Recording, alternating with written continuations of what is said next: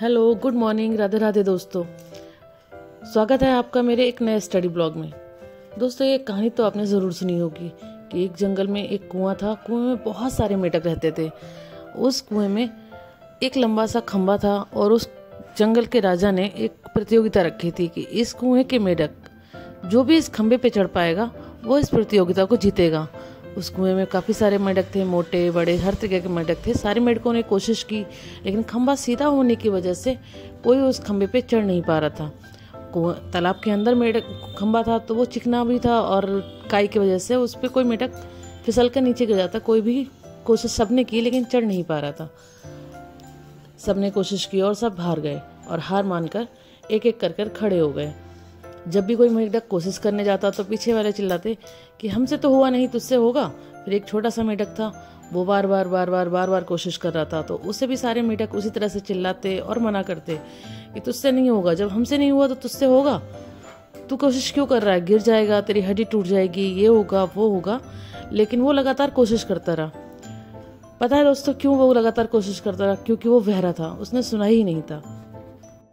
इसी तरह से दोस्तों, जब हम अपनी ज़िंदगी में कुछ करने के लिए आगे बढ़ते हैं तो बहुत सारे लोग होते हैं जो हमें डिमोटिवेट करते हैं, हमें पीछे की तरफ खींचते हैं कि अब तक नहीं हुआ अब होगा, अब तक नहीं हुआ अब हो पाएगा, ये नहीं हो पाएगा, ऐसा हो जाएगा वैसा हो जाएगा।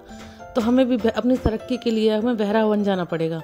हमें एक बार को अपने कान बंद करने होंगे जिससे कि हमें सिर्फ हमारा रास्ता, हमारा टारगेट दिखाई दे, लोगों की बातें हमें सुनाई ना दें। आजकल मेरा ब्लॉग एक दिन लेट चल रहा है। इसका रीज़न ये है कि वैसे तो मैं कहीं जाती नहीं हूँ, लेकिन अगर मम्मी ने पूजा रखी थी, मैंने मना कर दिया था, लेकिन फिर मेरा मन अपने आप नहीं माना कि पूजा पाठ है, उसके लिए भी अगर मैं मना कर रही हूँ तो फिर क्या ही मतलब रह गया कि मतलब पूजा पाठ में तो जाना ही चाहिए, उसके लिए तो हमें टाइम निकालना चाहिए थोड़ा बहुत। नहीं तो फिर पूजा थी इसलिए मैं माँ के घर चली गई थी, पूरे दिन मम्मी के घर रही, तो वहाँ मैंने कोई वीडियो शूट नहीं की। वैसे भी मैं वीडियो इतने इधर उधर करती नहीं हूँ कि हर कोई इंसान मतलब देखे कि ये वीडियो बना रही है, शूट कर रही है। मैं ऐसा कुछ करती नहीं हूँ, तो मेरे पास कोई वीडियो वहाँ की नहीं है।